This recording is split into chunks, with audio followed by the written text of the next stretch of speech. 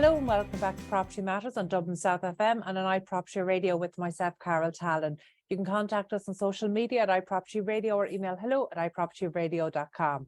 So joining us, our first interview of 2023, where we mark 4 years broadcasting this month. So big milestone for us. Joining us this week is Sean Golden, Chief Economist and Director of Policy at Limerick Chamber. Sean, you're very welcome. Thank you for joining us today. Thanks very much for having me, Carol, and congratulations on your 4 years. 4 years, the time has flown. Of course, it helped that I haven't been in studio for 2 of those years. It helps us all, I think, Strange times. Sean, thank you so much for joining us today. I'm well familiar with the work of Limerick Chamber over the past number of years. It's certainly one of the most proactive chambers, one of the strongest ones in terms of not just business lobbying, but actually really good collaborations locally, not just in Limerick, but across the Midwest. But today I want to speak to you about something very specific, and that is the strategic development pipeline. So you might just explain to us what that is and how it works. Yeah, so essentially the strategic development pipeline is a website or a web portal on the Limerick Chamber website. And what it does is it tracks all the big capital and infrastructure projects across the Midwest. So at the moment, we have about 40 projects on it, total in investment about 6 billion. So it's quite a lot. So what it allows people to do is, and it's completely open access, anybody can go on and have a look at it. You can go on, you can pick your selected project and you can drill down into what phases have been complete at the moment, where's it going in the future, what are the timelines for delivery, where's the funding coming from, essentially all type of information that people would be interested in looking at. And it's color coded in the traffic light system, so it's easy to identify, where any potential blockages might be or what's going well. And the overall genesis of the strategic development pipeline came from the Future Limerick report, which was commissioned by Limerick Chamber in 2021, and Indicon carried it out.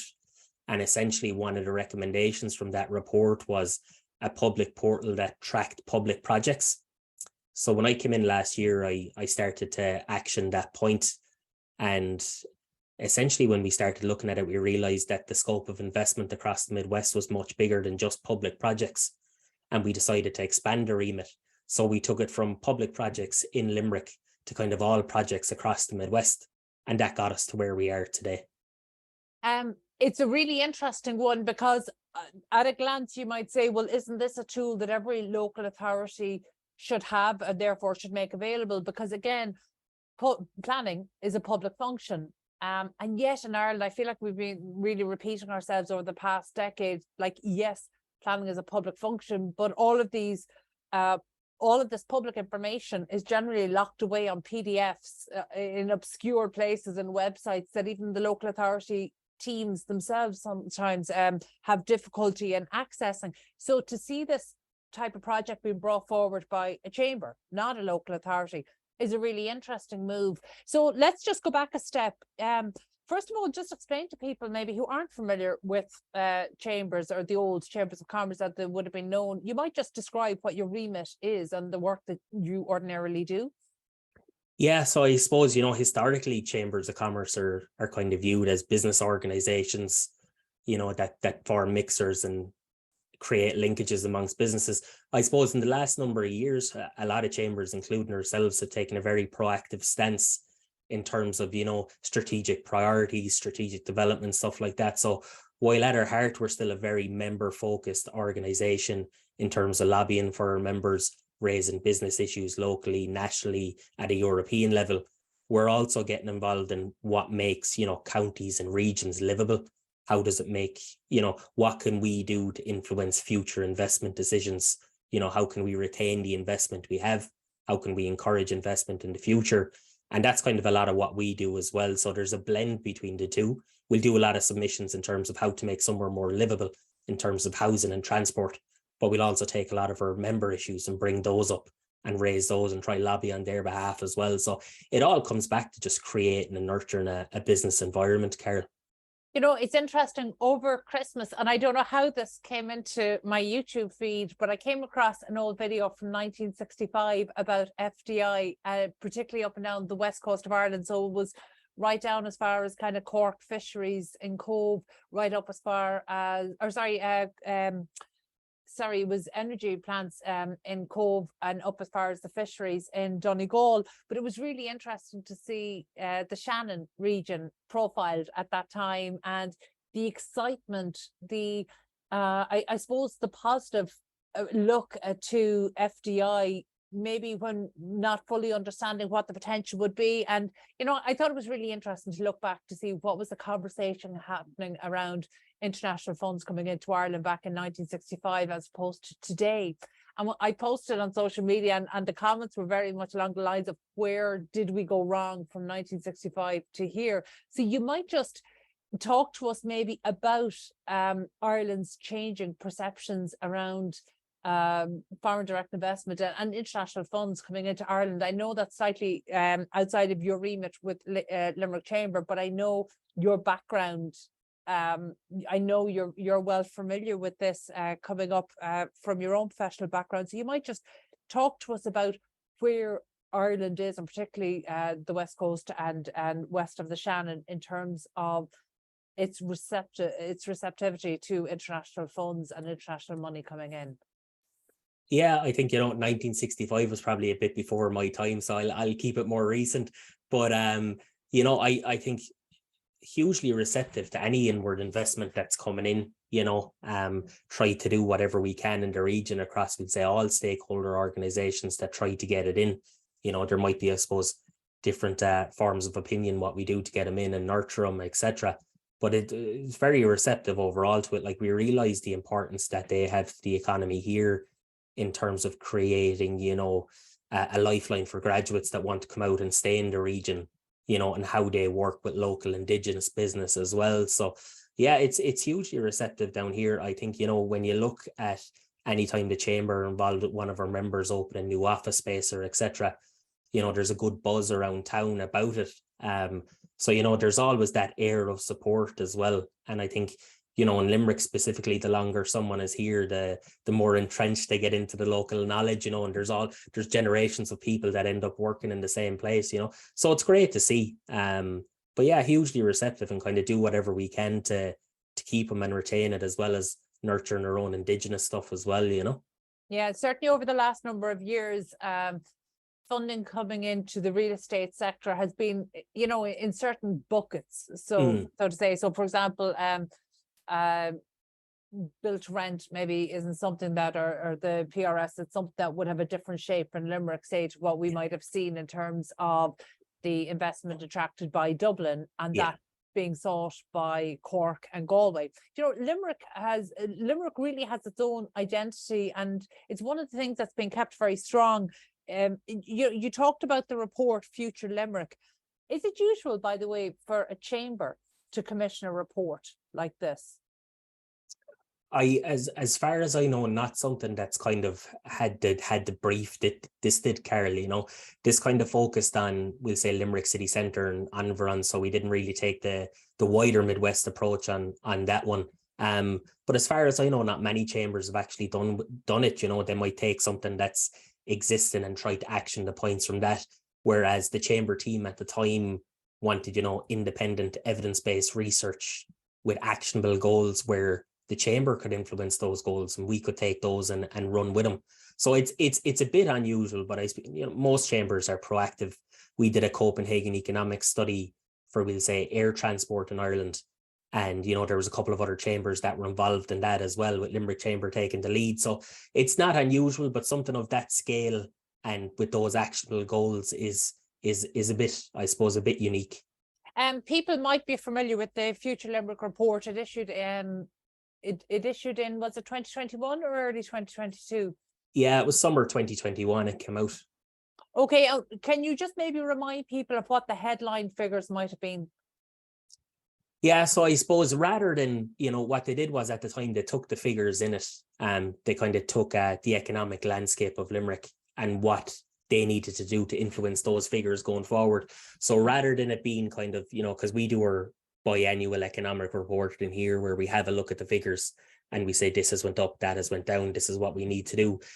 They The Future Limerick report, I suppose, was far more strategic in nature, saying, we need to increase transport linkages. This is what we need to do. We need to get people back living in the city centre. These are a couple of goals from that we might need to do.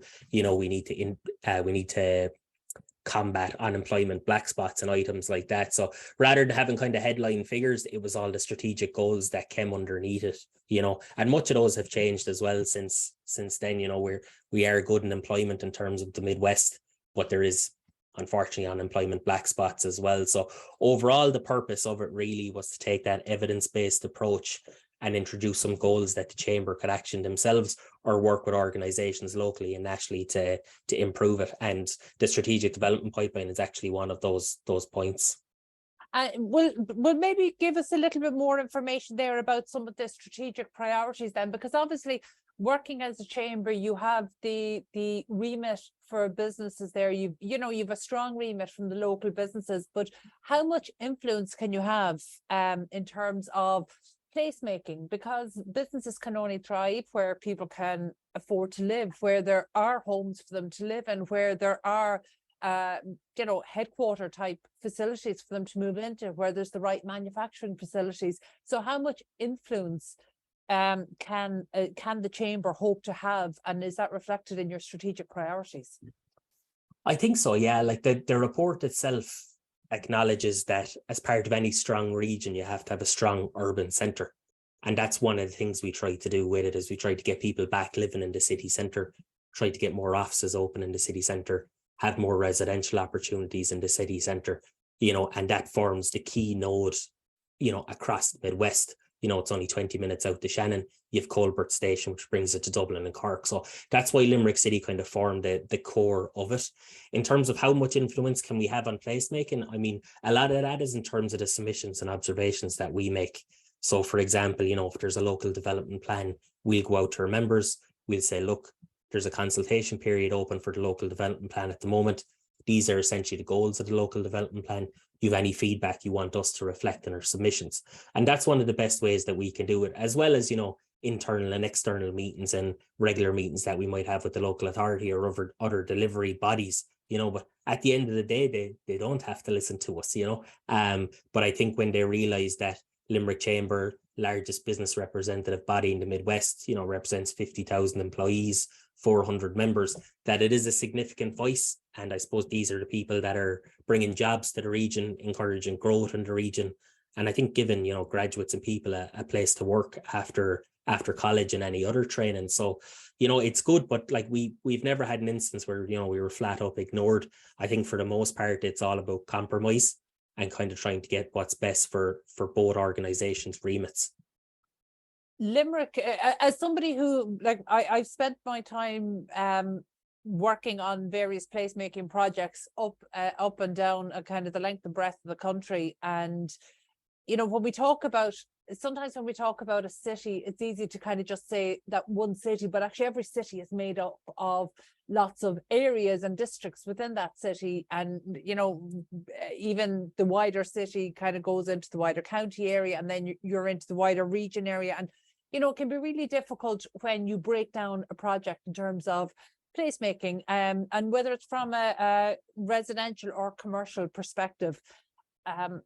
It's difficult to get the buy-in from all sectors that you need. I mean, so it's important to know your starting points. With all the strategic priorities that you might have, you have to be really realistic about where you're starting. And I mean, certainly Limerick is a city that has some of I suppose it has some of the most deprived areas in Ireland, which I think might surprise people to know that Limerick City actually it does still play host to some of the most deprived areas in Ireland. So and the reason I'm saying it like that is because we can't just talk about the city as if a one-size-fits-all approach will work, because it definitely won't, not in any city, but particularly not in Limerick.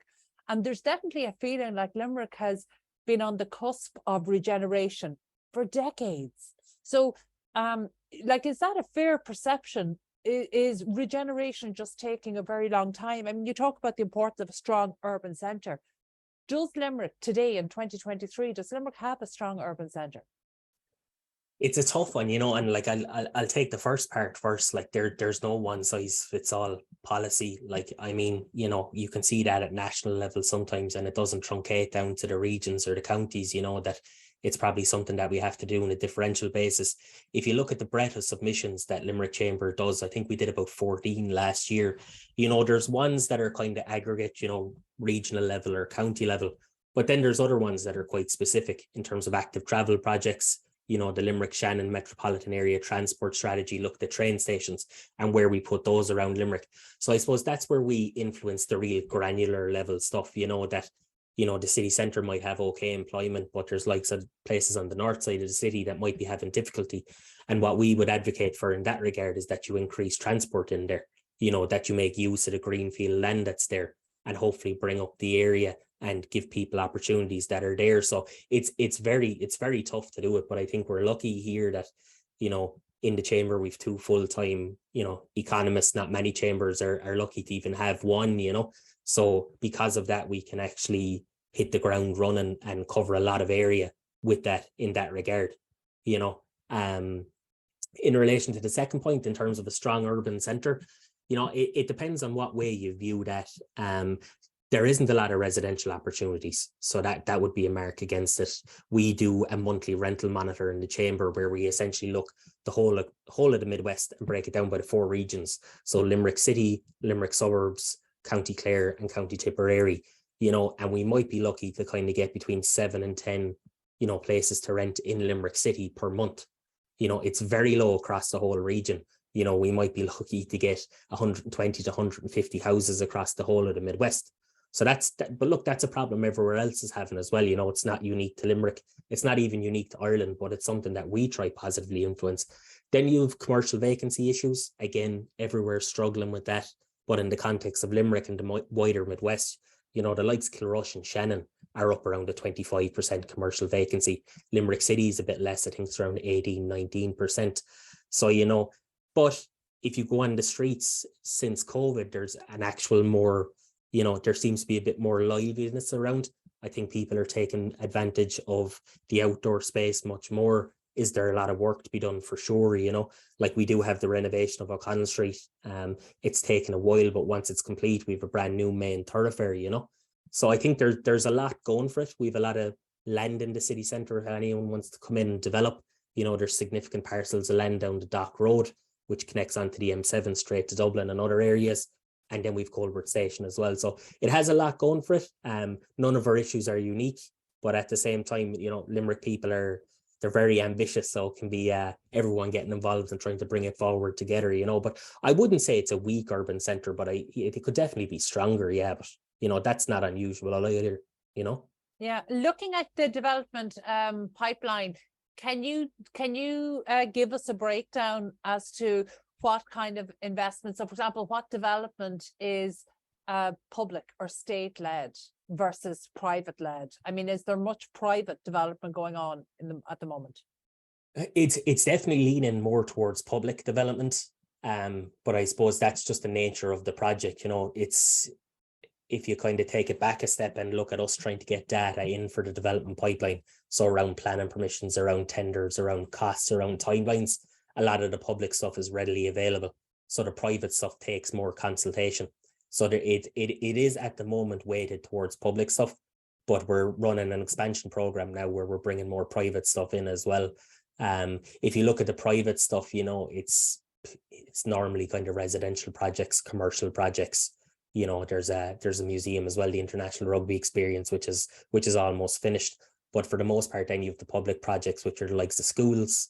They're the likes of active travel works, bus corridors, etc. So there's a good blend at the moment, but it could definitely be leaning more towards the private sector, which is what we want to see in the future as well. Has there been any body of work done around the viability of development in Limerick in much the same way as there has been, say, in Dublin or Cork? I don't think there's anything publicly available anyway, not that I can see. I think there's enough kind of development companies involved in Limerick at this stage with the LDA, Limerick 2030 and private enterprise that I'm sure has been carried out, but I haven't seen anything that's publicly available. But I'd imagine it's the same issues as everywhere else. Apartment costs are expensive to deliver. You don't want to be doing basement car parking. But at the same time, I think, Limerick has historically, the second highest disposable income outside Dublin, so it's the highest outside Dublin. There's land there, and property prices are normally a bit lower than they are in other areas. So it's ripe for investment as well, but I don't think there's anything we'll say like the EY study that was done with the Construction Industry Federation for Cork, where they look at apartment construction. But it's definitely something that would be interesting to look at as well, Yeah, just really to give us kind of a better understanding. Before we finish up, you talked there that your remit is coming from 400 business members. So can you tell us maybe a little bit about what the business sentiment is there in Limerick City and County as we kind of embark on 2023? Yeah, so I mean, it's interesting because we carried out a business sentiment survey in April last year, and it was actually pretty positive. The unusual thing was we carried out a consumer one at the same time, and it wasn't as positive. They were kind of at odds. We carried out another one in November and December last year. And, there is a bit of trepidation about going into 2023, all the same issues that are there. At the start of the year, people were worried about housing. They were worried about health. As we move towards the end of the year, energy came up as a huge concern. But at the same time, a lot of our businesses, I think it was, 90% plus have the financial resources to continue operating, and they're out of the ones that answered it. I think it was about half of the businesses had more orders than they would have had pre-COVID, and another half were in line with what they saw at the start of the year. So it's actually a pretty good environment, despite all the challenges that businesses are coming off of, with Brexit, then COVID, supply chain issues, staffing issues. There's still actually a bit of hope there, and we asked the question as well, like how many businesses, are actually confident in the Irish economy, and it was up around the 90% as well. So, you would expect if you were a business owner, you might be a bit more negative, but that's not the case here in the Midwest at all, which is good to see, That is positive. So then where are the challenges that your members are seeing? Are they around talent? Yeah. So it's talent. It's retaining staff, it's upskilling staff, getting houses for staff is a huge issue. Getting houses in appropriate locations is a huge issue as well. It might be easy enough to find something within a 40-50 minute drive, but that's not ideal either. Energy is a huge issue. Diversity of supply is something that was raised as well among our members. I suppose for our retailers as well, it's safety on the streets and increased Garda presence. So it's not anything groundbreaking or unique, to be honest with you. It's all the same issues that we kind of had at the start of the year. And obviously getting staff is a big one as well, because their unemployment rate is quite low. But they seem to be doing well as well. They're kind of operating where they need to be. Okay, very good. And then finally, just before we finish up, Sean, you might just tell us where your priorities, within Limerick Chamber, what are your priorities for 2023? Can you give us a glimpse maybe at some of the projects that will be keeping you and the team busy over the next 12 months? Yeah, so, we have been tracking, Airbnb and short-term rentals over kind of the last year. So we'll be releasing a study on that and kind of its impact on the market here locally. We've also been looking at shared bed spaces, and we'll have a report on that, in contrast to, renting out a one-bed apartment, being able to rent a bed. We're doing work around the regional airports program and what needs to be done there in order to kind of elevate Shannon, and take advantage of its full capacity. And how do we get a European hub post-Brexit? And we'll be doing our usual Midwest Economic Insights, which is an economic insights to the whole kind of Midwest, and we'll be expanding the strategic development pipeline as well. So, that's kind of the projects that we have sight of now at the moment, but our priorities lie, in housing, health, transport, energy, and just all around creating a business environment where we can actually keep the businesses we have and get more in. Excellent, Sean. Thank you so much for sharing that with us, and thank you for being so generous with your time. Certainly, we'd love to check in with you maybe midway through the year and see what kind of progress you're making. And certainly one of the things I'd love for anybody listening in to take away, maybe that the strategic development pipeline might be a tool that other chambers could develop. It's certainly something that would be of value.